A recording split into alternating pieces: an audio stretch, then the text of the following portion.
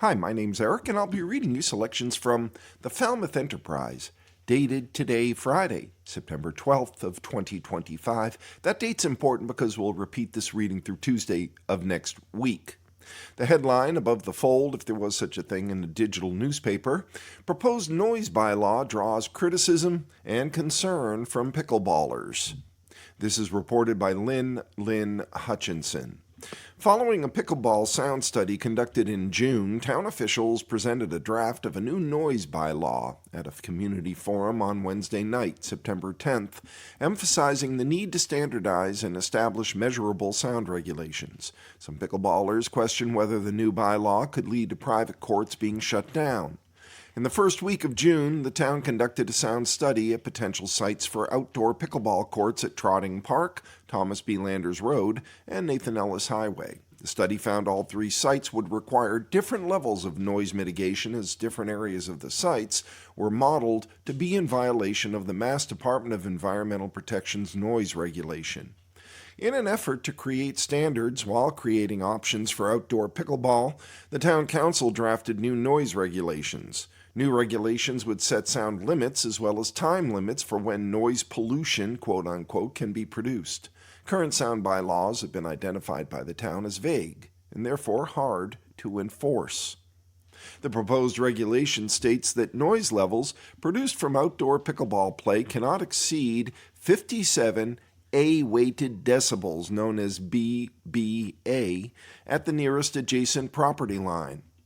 Noise pollution in general would be considered at 10 dBA above the background noise, consistent with Mass DEP's noise regulation. The new regulation would also establish time restrictions for noise produced by electric motors or internal combustion engines in construction and demolition, but not set a sound limit, Town Council Maura E. O'Keefe said. Pickleball, however, would be subject to both factors. Outdoor pickleball would only be allowed between 8 a.m. and 8 p.m. with no exception granted. Additionally, the new bylaw would not be used to regulate business with events and entertainment, as those are governed by the permitting process and the Select Board has full discretion over that, O'Keefe said. If approved at the Monday, September 29th Select Board meeting, an article would appear in the November town meeting warrant, leaving the fate of the new bylaw up to a town meeting vote. During the forum at the Gus Canny Community Center, several questions were raised with respect to private courts. Lakeview Avenue resident Robert Mastriani asked if there would be a requirement for sound studies at private locations where pickleball courts would be installed so violations could be prevented. Assistant Town Manager Peter K. Johnson-Staub added that there is no direct language that requires residents to conduct sound studies. Along similar lines, private court owner Dana P. Gnarly asked how the draft regulation would impact his property, criticizing the decision to specifically regulate pickleball. He adds his property is surrounded by pools and claims the noise pitch emitted by children in pools exceeded that of a pickleball game. He asks if pool activity was evaluated in the study, as he says his pickleball court was approved under the same guideline as pools, tennis courts, and basketball courts. O'Keefe noted the noise study conducted evaluations of other sports, including basketball, golf, and baseball, but pickleball remains the most disruptive, as it produces a unique tonal pitch. The idea of grandfathering current pickleball courts to current regulations was brought up, but O'Keefe responded by saying that everything will be subject to the new bylaw. Residents call for the town to ensure the current public courts at Nye Park and Swift Park are in accordance to the proposed regulations before enacting it, so no more courts are shut down. The study did gather data from Nye Park to evaluate the three potential court sites. One theme that many in attendance agreed on was the need for neighborly discourse and conflict resolution. Troy Clarkson called into question how much the town wants to be regulated and what a new bylaw may lead to for other town activities. I believe the noise bylaw here is a solution in search of a problem, Clarkson said. I'm not convinced that we need an enforcement measure to enforce people's ability to recreate in our community. And the room filled with applause. Clarkson asked residents to consider addressing complaints in a neighborly manner instead of having a formal policy in place. Former state senator and former select board member Susan Moran echoed Clarkson's sentiments. One person's nuisance is not necessarily another person's nuisance, Moran said. She asked that the town consider not legislating the community aspects of the matter and suggests establishing guidelines for residents to follow. Barnstable County Sheriff Donna D. Buckley, who lives in Falmouth, asked whether the town could regulate time instead of activities. She connects the suggestion to a public safety concern. What is the enforcement of a new bylaw now do to our police department? Buckley posed. What I'm suggesting to you is that if it's between 8 a.m. to 8 p.m., we're now letting our police officers do what they need to be doing from a public safety perspective and not be a referee of a pickleball game. As a matter of formality, resident Paul Kavanaugh, whose property abuts the Thomas B. Lander Sound Study site, expressed concern about lack of communication from the town to abutting property owners with regard to the study, or the potential of establishing a recreational space on a new adjacent property. Kavanaugh called for the select board to direct the town manager to notify all adjacent property owners at all 3 sites of the noise study, inform them of the noise report, and gather input from those residents.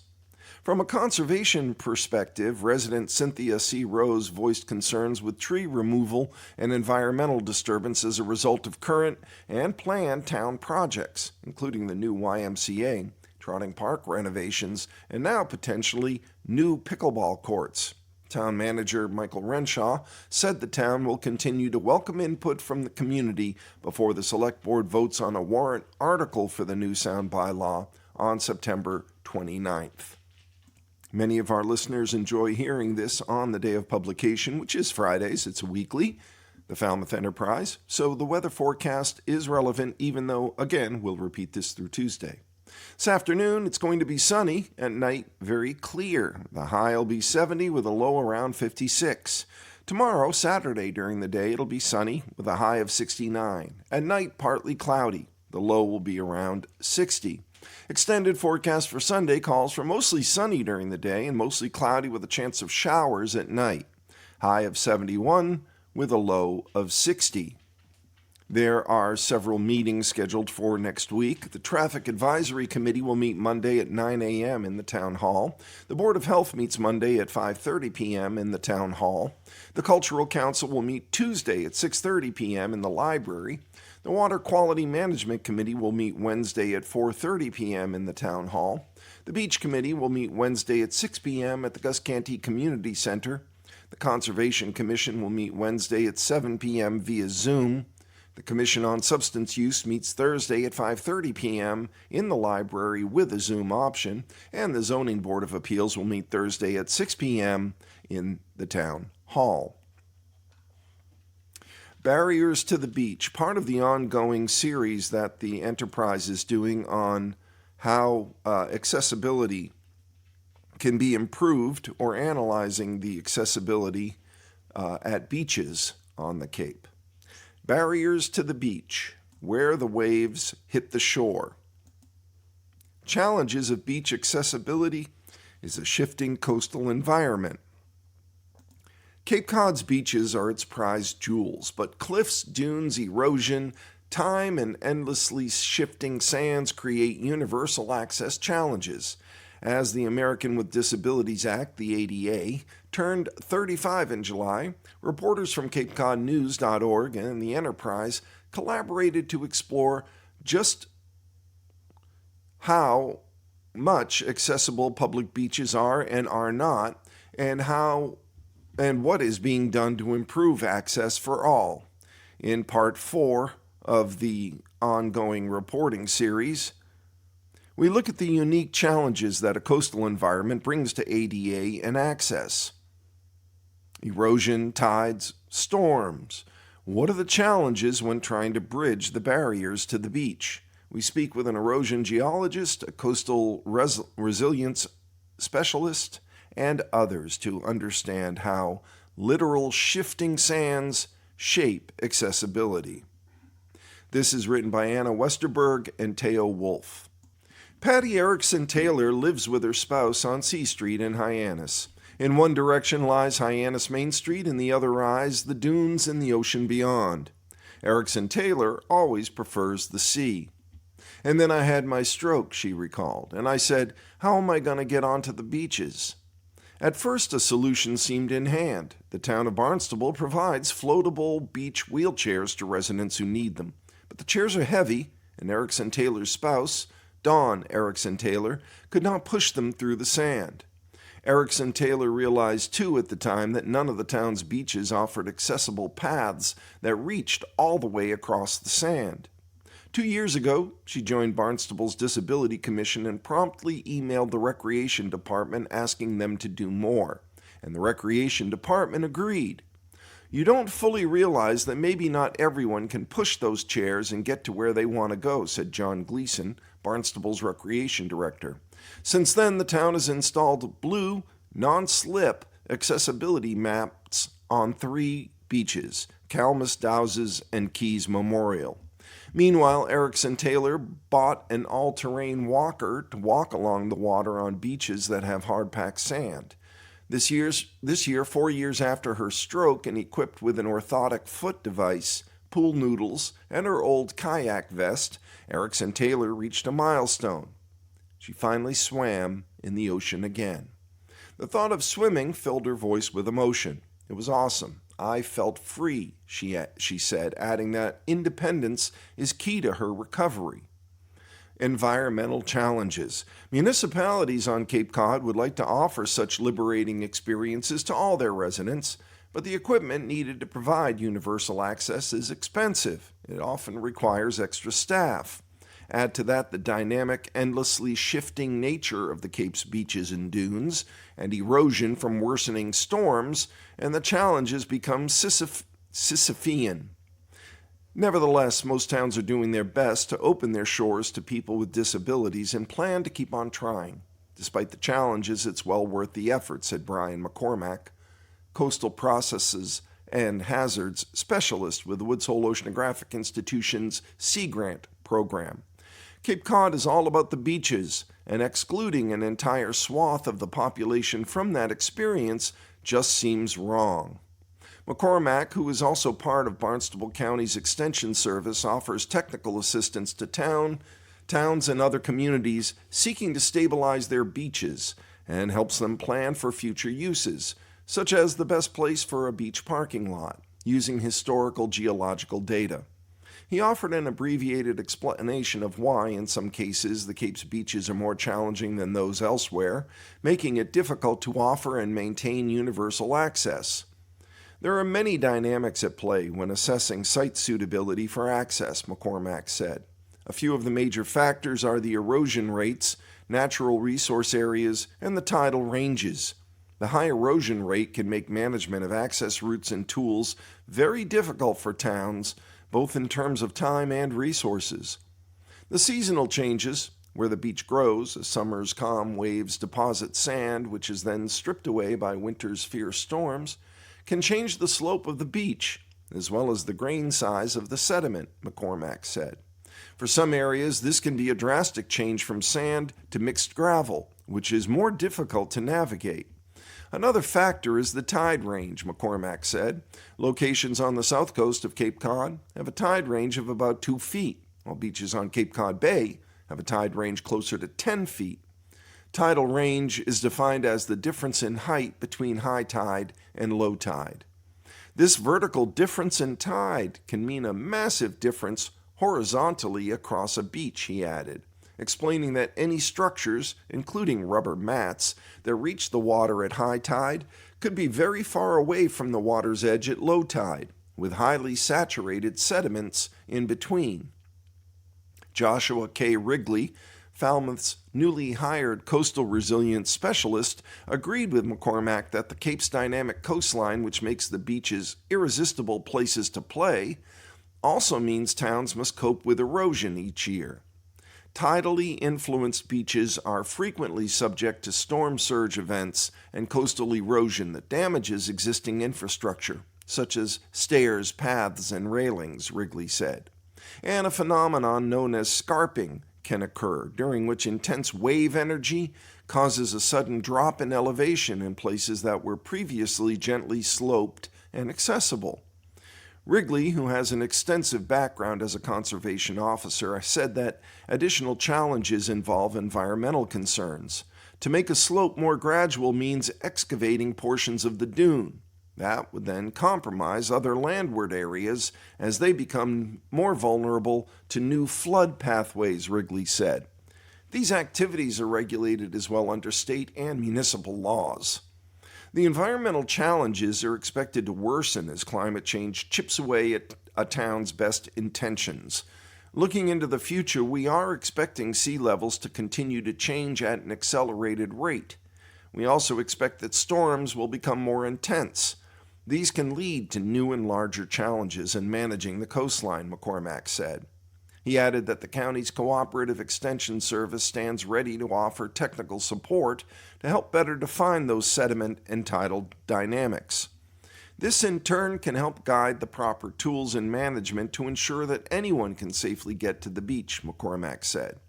Barbara Schneider, chairwoman of the Falmouth Beach Committee, said the town has done much to provide beach access to all and will continue to work against the odds to make it even better. It's never going to be easy to get in and out of the water, Schneider said, but we're not going to stop trying and looking at what we can do to improve access to the beaches. Even when people with physical challenges manage to get to the beach, it's difficult to actually get their toes in the water. Disability rights laws, spelled out in the Americans with Disabilities Act, the ADA, say accessibility mats must reach the average high tide water line. But in the town of Barnstable, as in many other locations, these mats typically stop mid-sand, leaving beachgoers with mobility issues far from the water. While Erickson Taylor has found workarounds to reach the water and find a way to swim, she said she and others with mobility issues want to move from the accessibility mats to the beach directly and not end up stranded in the middle of the sand. Gleason, Barnstable's recreation director, said the mats stop far from the water for several pragmatic reasons, including beach maintenance processes. The town rakes the beaches every 1 to 2 weeks to smooth the surface. If mats cross the beach, Gleason said, each would need to be unstaked, rolled up, and then unrolled and restaked after each beach raking, and that would require more staff than the town has. You can always ask for more money, but that doesn't necessarily mean you'll receive more, he said. Erickson Taylor said she'll continue to fight for better beach access for everyone. Her spouse calls her a woodpecker, referring to the tenacity with which Erickson Taylor attacks her goals. I try to do positive stuff, you know. Not like the poor me, I had a stroke, she said. I just keep working, and I'm busy working and being an advocate in the town for people that want to do things in the town that they haven't been able to do because of their disability. Editorial note, in Part 5, in the final part to the Barriers to the Beach series, we'll take a look at accessibility solutions and success. What does it take to make it work? The next headline, Falmouth Select Board presented with action items to strengthen their relationships with Wampanoag tribes, by Lynn Hutchinson. Advocates are exploring new ways to strengthen relationships with the Mashpee Wampanoag tribe. Ideas presented to the Select Board include establishing a cultural respect easement, a CRE, on conservation land along the Coonamessett River and practicing formal land acknowledgments to recognize indigenous stewardship. In 2021, the Dennis Conservation Land Trust and the Native Land Conservancy entered into the first CRE on Cape Cod. Facilitated by the Compact of Cape Cod Land Trusts, the agreement granted Indigenous tribal members cultural access to conservation land to exercise cultural practices. Elizabeth Gladfelter, project manager for the Coonamessett River Restoration Projects, hopes to extend Dennis's model to Falmouth. The Mashpee Wampanoag tribe has been an active partner in the Coonamessett River restoration since the beginning, Gladfelter told the Select Board. As stewards of these lands for thousands of years, she said the tribe brings traditional ecological knowledge that prioritizes biodiversity, resilience, and harmony with nature Gladfelter said the town and the 300 Committee Land Trust are considering granting a CRE on their respective holdings along the Coonamessett Greenway. Together, these properties represent about 275 acres of protected land. Since 2010, Gladfelter said, roughly half of this area, about 142 acres, had been restored. If approved, the town would grant a CRE directly to the Mashpee Wampanoag tribe, while the 300 Committee would grant one to the Native Land Conservancy. The easements would allow activities, including traditional community gatherings, spiritual and religious ceremonies, cultural education, sustainable fishing and clamming, and the harvest of medicinal plants. While Select Board member Douglas C. Brown noted the tribe already shares the same public right to access the land as anyone else, Gladfelter explained the CRE would represent a formal acknowledgement of cultural access. Catherine Garofoli of the Compact of Cape Cod Conservation Trusts, who assisted in the process of establishing the CRE in Dennis, said the concept's gaining momentum. More land trusts and communities across the Cape are considering the easement and are collaborating with Indigenous tribes to reshape conservation around Indigenous perspectives, she said. The process would include the 300 Committee, Native Land Trust, Mashpee Wampanoag Tribe, the Compact, and the town. Maura O'Keefe reminded Gladfelter Town Council must also be included in the discussions. After the presentation on cultural respect easement, Sandra Fyman Silva, Professor Emerita of Anthropology at Bridgewater State University, whose research focuses on indigenous communities in North and Latin America, urged the Select Board to adopt a land acknowledgement as an additional way to strengthen relationships with all three Wampanoag tribes. Fyman Silva had previously attempted to have the town adopt a land acknowledgement. At a special town meeting in June of 2021, members voted against her petition to establish a town-wide policy for reading a land acknowledgement statement. She's trying again, but this time she's directing her proposal to the Select Board. Land acknowledgements are vehicles for us to reckon with our past, she said. Out of reckoning with or acknowledging our sometimes painful and troubling past comes important knowledge, lessons, and consciousness raising. Fyman Silva emphasized that a land acknowledgement is not a legal instrument. She added that for the statement to be meaningful, she calls for educational, social, and civic programs, public signs and resources, sustained partnerships with tribal members, and adequate funding to support those efforts. Town Council Maura O'Keefe expressed opposition to a land acknowledgement. I have concerns about how a land acknowledgement might impact the town's property rights, O'Keefe said. This legal opinion is solely contained to the matter of property rights. It doesn't speak to the merits of this agenda item, and I wholeheartedly agree the town should pursue the fullest extent engagement and outreach in order to foster a better relationship with the Wampanoag tribe. But I don't support from a legal perspective, purely from property rights, a land acknowledgement.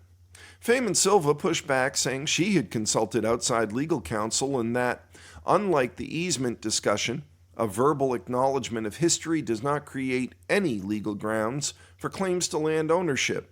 Select Board Chairman Robert Muscali voiced concern about taking action that would go against the decision that was approved at town meeting in June of 2021. In the meantime, Heather Goldstone, Vice Chairwoman of the Select Board, expressed interest in drafting a proclamation for Indigenous Peoples Day. Town Manager Michael Renshaw noted that his office had received a funding request from the Diversity, Equity, Inclusion, and Belonging Advisory Committee for an Indigenous Peoples Day event. He said limited leftover funds from the town's 250th anniversary task force might be available, though not enough to fully cover that $1,000 request. No formal decision was made on either the proposal for a cultural respect easement or land acknowledgement. Cape Commission okays Country Club solar plan with a 14-1 vote by Katie Nelson. Following a 3.5-hour-long hearing yesterday, the full Cape Cod Commission approved plans to turn the Cape Cod Country Club in Hatchville into a solar farm. The Commission was reviewing the massive project as a development of regional impact. The vote was 14-1, with the sole dissenting vote coming from Falmouth's representative to the Commission, John Drewley, who urged his fellow commissioners for more time to review the project.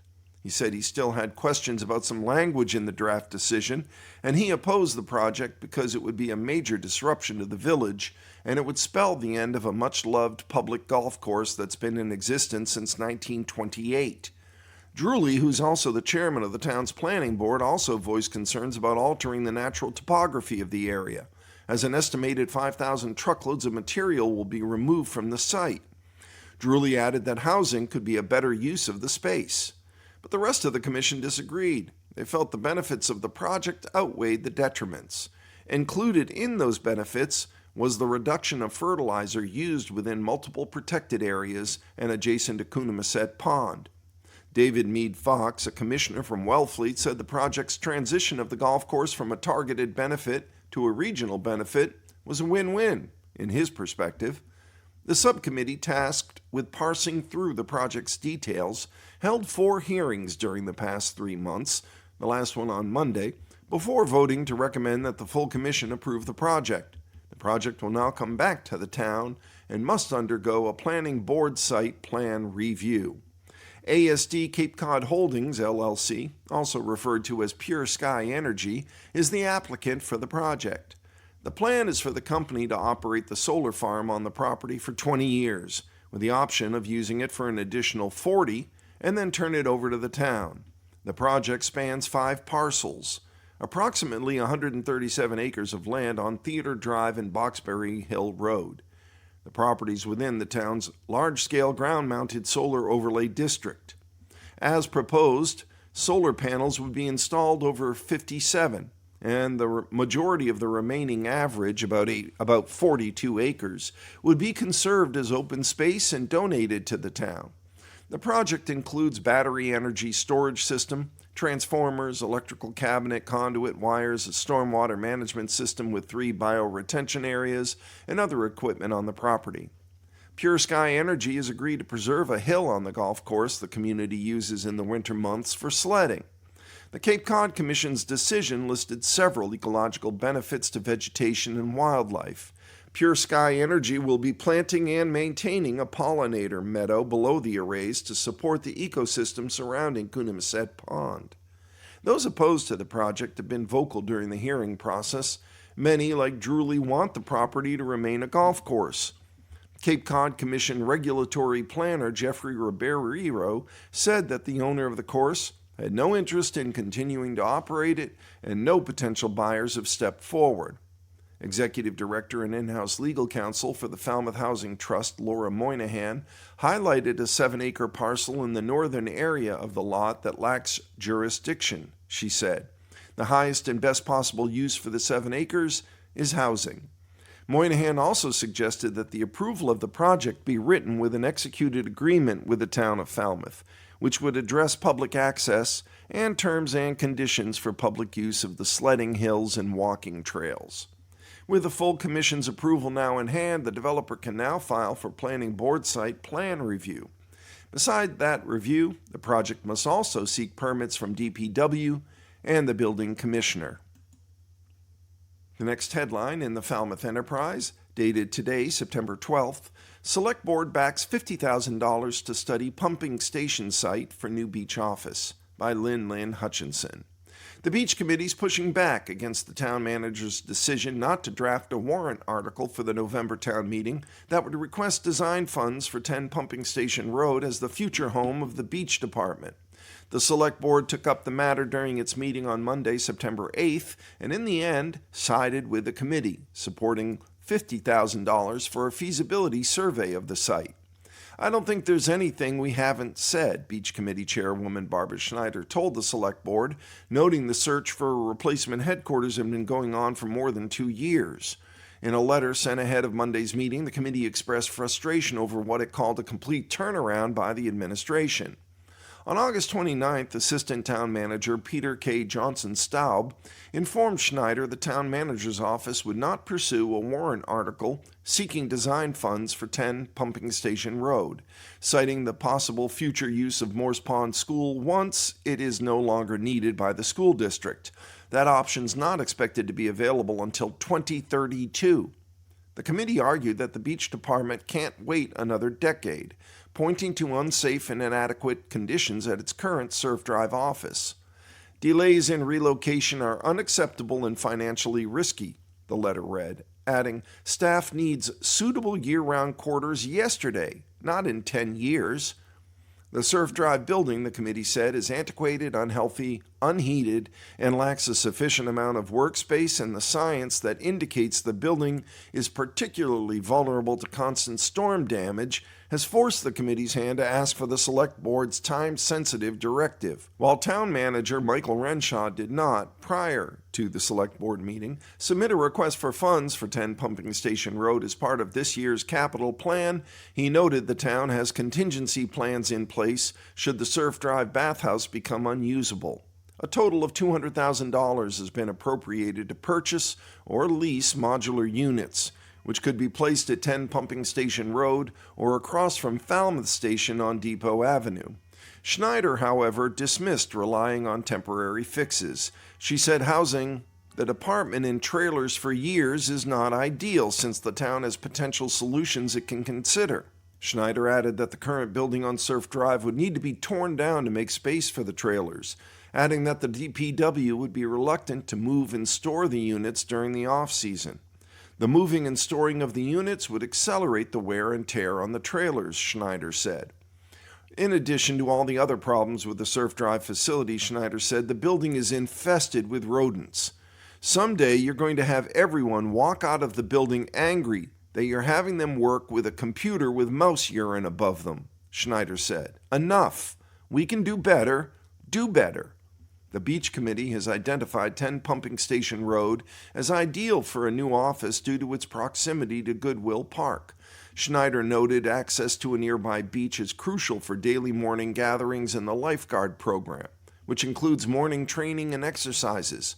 It's a really good bone building. It's a great location, and it deserves to be repaired, Schneider said. The committee chairwoman added that the old pumping station site could likely use funds from the Community Preservation Fund, therefore would not require taxpayers contribute beyond what's already allocated. The Select Board expressed support for the request. I agree that a 10-year timeline for the beach department doesn't seem appropriate in my mind, given what we're learning about the vulnerability of the Surf Drive area, Select Board Vice Chairwoman Heather Goldstone said. Select Board Chairman Robert Muscali said we have a department responsible for over $1 million in revenue to this town. I think $50,000 to at least look into the possibility without having to wait 12 years would be a good idea. Select Board member Douglas Brown said the bare minimum the town can do is to keep up with the maintenance needs for 10 Pumping Station Road. Renshaw said the DPW is working on the repairs. As the letter sent from the committee to the Select Board indicated, Renshaw said during Monday's meeting, I was an advocate. I walked that building last year. I know the potential of it. He added that he recognizes some circumstances change, but will pitch the request to the Finance Committee. A previous funding request was made to the Finance Committee, but Schneider noted no presentation was given to the Finance Committee and therefore there wasn't a strong enough case to support the request. She added neither she nor Beach Director Maggie Clayton were notified that the matter would be an agenda item. Last Thursday, the Beach Committee members met virtually, discussed their frustration, and voted in favor of sending the letter to the Select Board. Schneider said neither Muscali nor Goldstone were aware of what Schneider has described as an autocratic decision made by the town manager's office. We're past the midway point in our reading. Regular listeners are aware, I'm sure. That's when we move to a different kind of local news. The obituaries, death notices, and memorials listed in that day's or that week's Falmouth Enterprise. Our first obituary in the Falmouth Enterprise dated Friday, September 12th, is of Mary M. Hagan of Sandwich, formerly of Falmouth, who passed on September 4th at the age of 82. She was known as Margot, an active member of St. Joseph, guardian of the Holy Family Parish, and she volunteered her time as a CCD teacher for many years. In addition, she donated her time as an English as a second language teacher. She also volunteered at the Royal Nursing Home in Falmouth, where she said the rosary with residents. She was predeceased by her husband of 60 years, Francis Hagan, The service and the burial will be private. The next obituary is of William P. Durkin of Falmouth, a U.S. Army veteran. Thank you, Mr. Durkin, for your service, who passed on September 1st at Falmouth Hospital at the age of 90. He grew up in Fitchburg and graduated from St. Bernard's High School. Shortly after graduating, he joined the U.S. Army, serving from 1955 to 1957. Services were held on September 10th in Fitchburg. The next obituary is of Loretta McCartney. Loretta Jean McCartney of Falmouth passed on September 3rd at the age of 94. She was predeceased by her husband of 65 years. Services will be private. The burial will be held at St. Anthony's Cemetery in East Falmouth. Memorials. Sally L. Peters. In loving memory of Sally L. Peters, lifelong resident of Falmouth, who died September 4th, 2025, surrounded by her loving family. She graduated from Lawrence High School in 1955, going on to graduate from Faulkner's School of Nursing. A celebration of life will be held at 11 a.m. on Friday, September 12th at the Coonamessett Inn, 311 Gifford Street in Falmouth. In lieu of flowers, donations in Sally's memory can be made to Friends of Falmouth Dogs, 150 Blacksmith Shop Road in Falmouth. The next memorial is of Richard D. Baker, who passed on August 27th at the age of 74, surrounded by his loving family.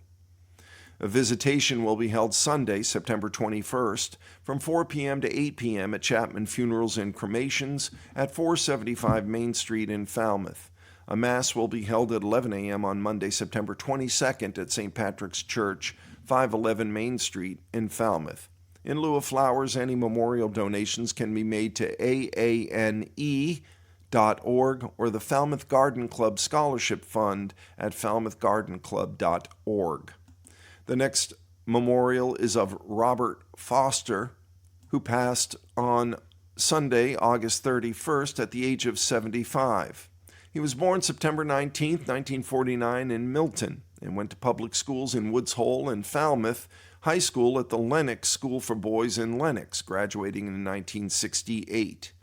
The funeral services will be private. A memorial gathering to celebrate Rob's life and friendships is planned for later this year and will be announced. For those interested in making a contribution in his memory, please consider the Woods Hole Public Library and the Lenox School Alumni Association. The next memorial is of Doris Shaw. Doris Alma Catherine Shaw, born June 19th, 1925 in London, England, passed peacefully away at home in Honolulu, Hawaii, September 7th. She was surrounded by love in the comfortable condominium she shared with her devoted husband of 65 years, George Shaw. A few months prior, Doris celebrated her remarkable 100th birthday, surrounded by her son, husband, and well-wishers.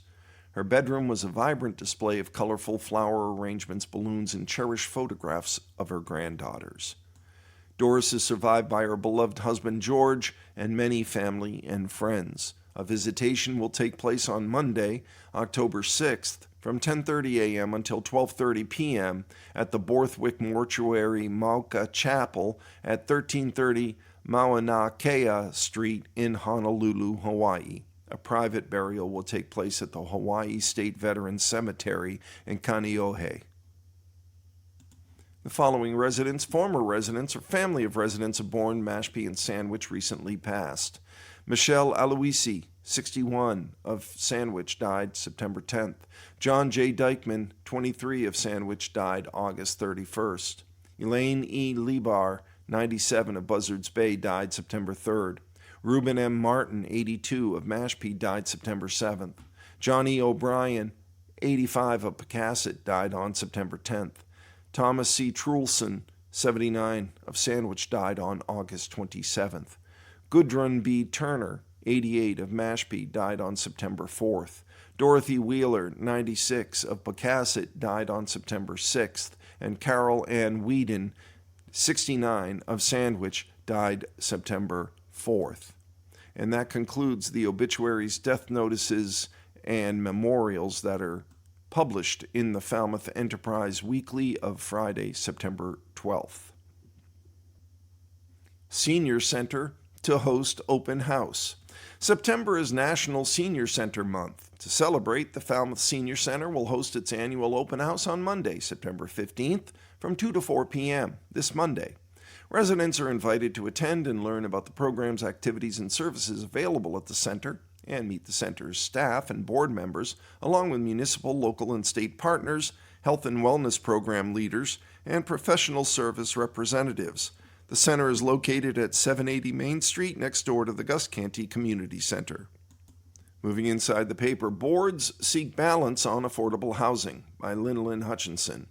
The town is weighing zoning changes that could reshape Falmouth's housing landscape following the passage of the state's Affordable Homes Act in 2024. At a joint meeting of the Select Board and Planning Board this week, members debated how potential reforms, ranging from duplex allowances to Chapter 40Y starter homes, might balance the need for affordable housing, but raise concerns about overdevelopment and environmental limits. Community Development Director Jed Cornock explained that duplexes are already allowed by right in most zoning districts. The proposed changes would extend that to agricultural AA, agricultural A, agricultural B, and possibly the senior care retirement sub-district. During the meeting, Planning Board member James Fox cautioned that, combined with the state's new law permitting accessory dwelling units by right in single-family zones, the change could turn a single-home lot into as many as 4 units. Select Board member Jack Richardson didn't see Fox's concern as a problem, rather a benefit to the community. "You're creating opportunities for more housing," Richardson said. "I understand your concern is larger-scale overdevelopment, but this scenario gets brought up a lot, and I don't see it actually happening anywhere." Planning Board member Charlotte Harris was in opposition to the duplex allowance. She pointed to a town zoning chart showing that duplexes are currently prohibited in certain single-residence districts, contrary to what Cornock had said earlier in the evening. Harris warned that expanding them could change the character of neighborhoods that were built with the expectation of one house per lot. "I would have a problem with that," Harris said. "It would appear like almost a taking that now it could be 2. All it takes is a change of ownership." Harris elaborated that one of the responsibilities of the Planning Board is to try to protect the character of the town. Any zoning changes could be brought to residents in a public hearings process and ultimately for a town meeting vote, Cornock said. Select Board Vice Chairwoman Heather Goldstone and Richardson both voiced support for exploring zoning changes.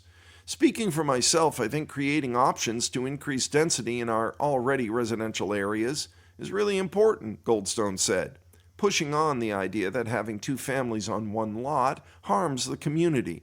"It's a different way of being neighbors. I would like to see us pursue ways to increase the density of our already residential areas." Richardson spoke from personal experience. "My generation is completely priced out," the 22-year-old said.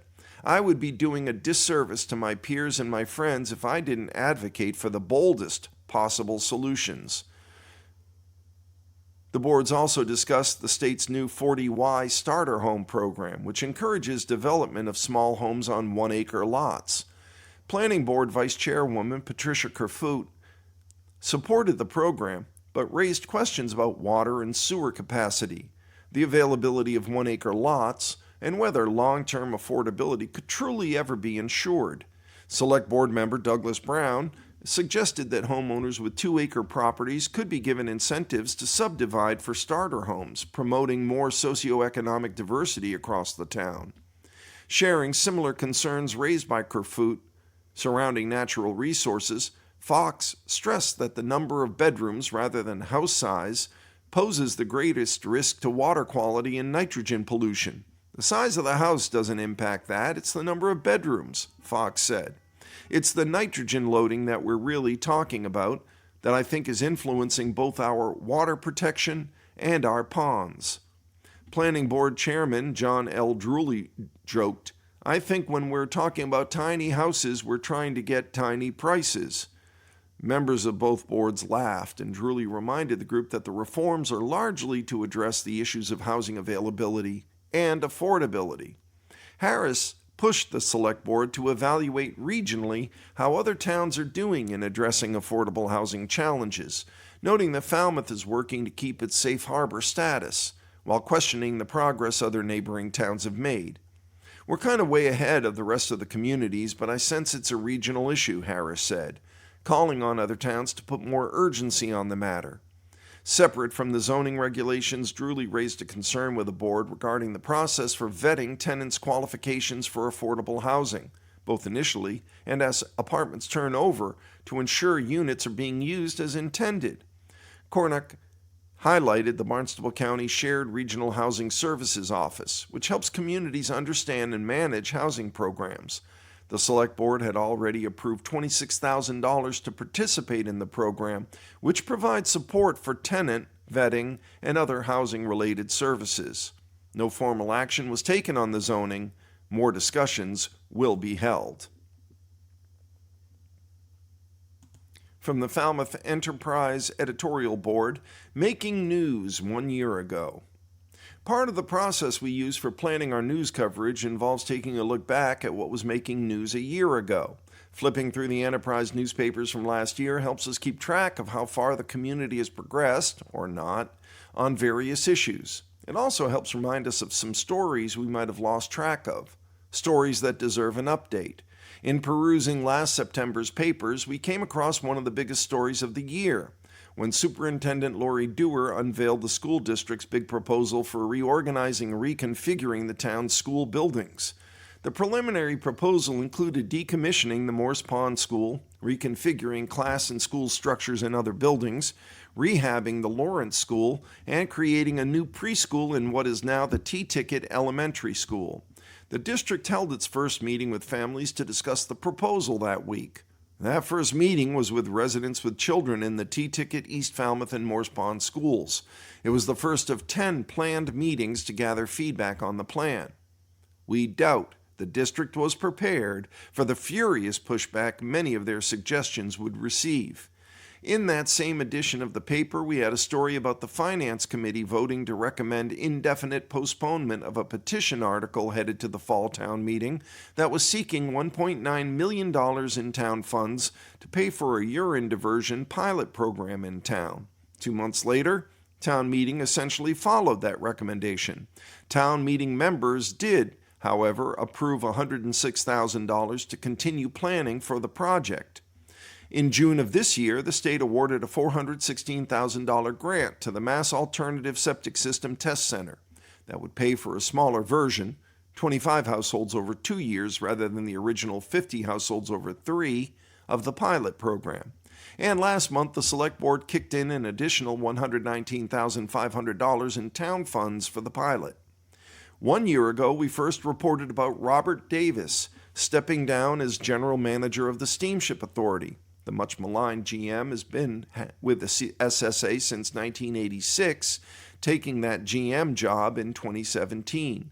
The story stated that he would leave the helm and transition into an advisory position for the SSA.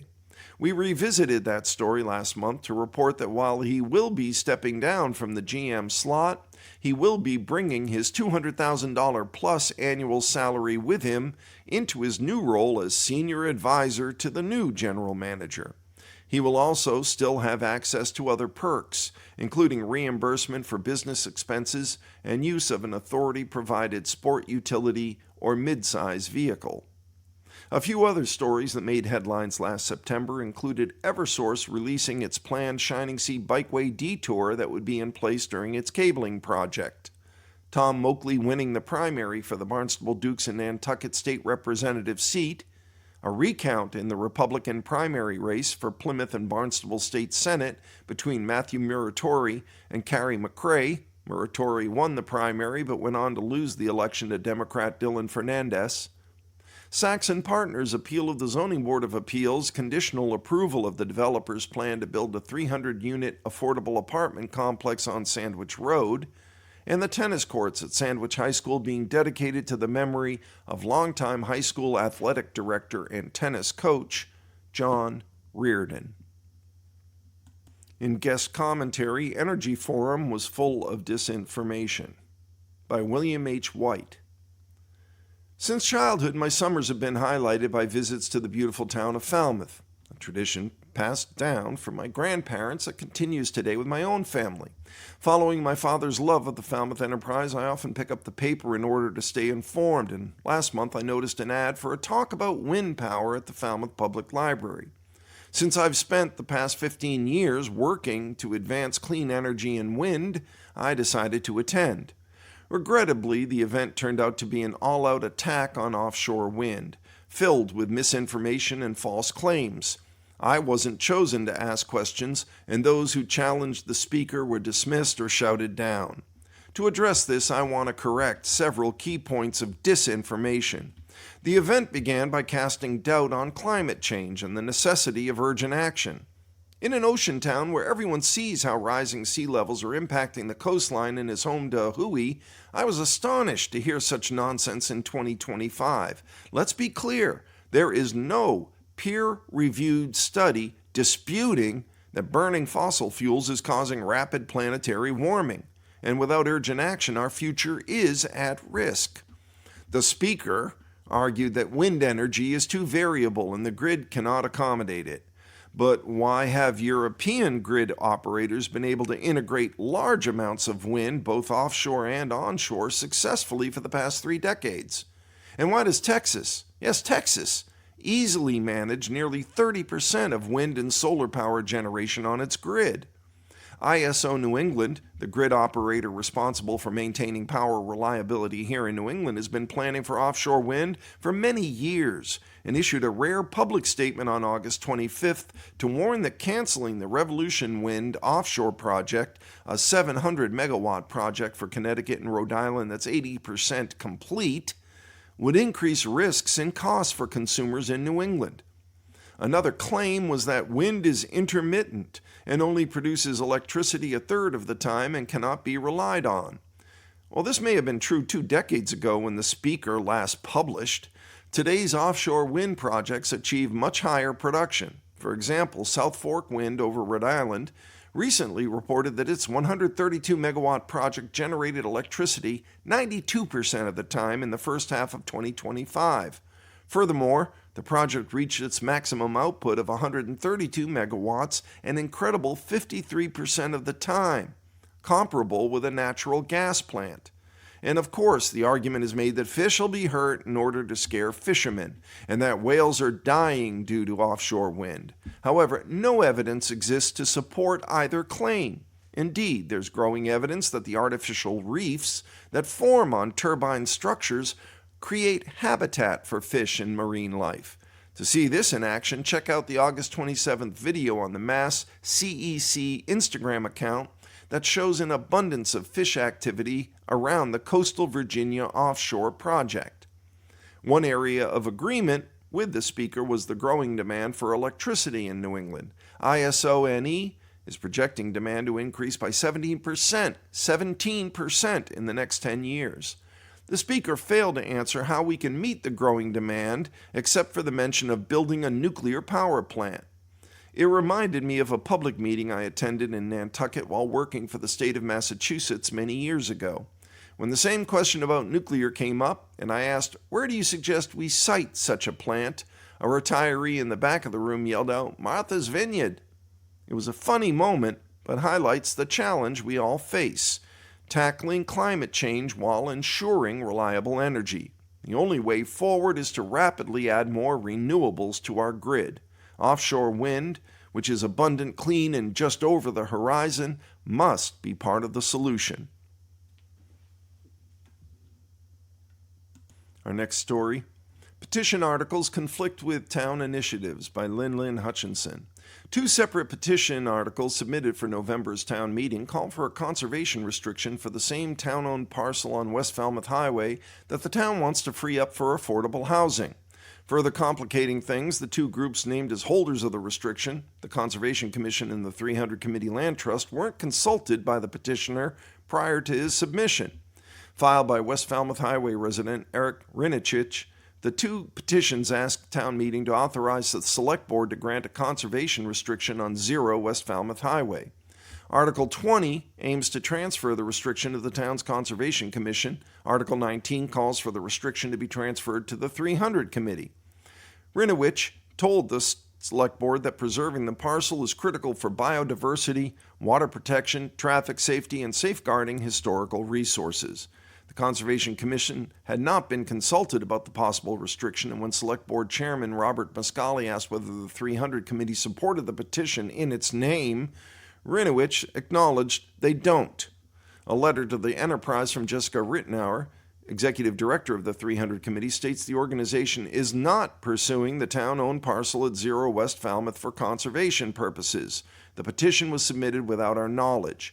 The town has already set aside the 2.acre lot for housing development. In November of 2024, town meeting voted to authorize the Select Board to dispose of the land for the purpose of developing affordable housing. This summer, July 28th, the board voted to issue requests for proposals to developers with a plan for no more than 6 dwellings on the site. All told, 6 petition articles are slated to go before the fall meeting. Of the others, one calls for an independent financial and operational audit of the Falmouth Public Schools. This, Article 17, was submitted by Precinct 4 town meeting member Raquel Russell. If approved, the Select Board would be directed to commission an independent auditing firm to review the district's financial practices, budget management, staffing, and operational efficiency.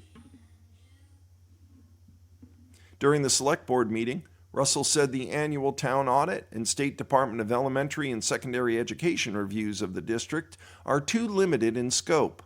Russell questioned whether town appropriated school funds are being used effectively and reallocated appropriately. Estimated costs for the audit range from $25,000 to $85,000 depending on its scope. In another school-related petition article, number 18, Russell calls for a feasibility study to evaluate the best and most efficient use of the town's school buildings. During the board meeting, debate over land use extended to renewable energy. As the Cape Cod Country Club solar proposal continues through that review process, resident Richard Hamilton submitted a petition article number 16 that would ask town meeting to amend the town's zoning map to remove parcels on Theater Drive and Boxbury Hill Road, where the country club is located, from the large-scale ground-mounted solar overlay district. Hamilton expressed concerns raised by Friends of Cape Cod Country Club, including the loss of recreational space, impacts on wildlife habitat and biodiversity, the cost, and future disposal of solar panels and the project's aesthetics. He emphasized they're not opposed to solar power, but urged the town to reconsider where they are located, those solar farms, and to preserve the parcels for recreation. The Select Board briefly discussed 2 non-petition articles planned for the November warrant. The first would allow the board to seek state legislation to change the town clerk position from elected to appointed, and the second proposes funding for engineering, design, and permitting of a new police station, with any leftover funds potentially applied to construction costs. And with that, we've come to the end of our reading of the Falmouth Enterprise, dated today, Friday, September 12th of 2025. This is your reader, Eric, saying be well, be safe, look after each other. Remember our veterans, especially those we've lost recently. Bye for now.